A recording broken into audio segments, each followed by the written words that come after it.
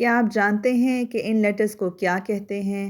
یہ throat letters ہیں، یعنی کہ یہ وہ حروف ہیں جو کہ حلق سے ادا ہوتے ہیں۔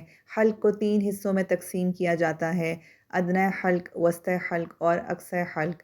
یہ تمام حروف حلق سے ادا ہوتے ہیں، اسی وجہ سے انہیں حروف حلقی کہا جاتا ہے۔ آئیے ان کی مشق کرتے ہیں۔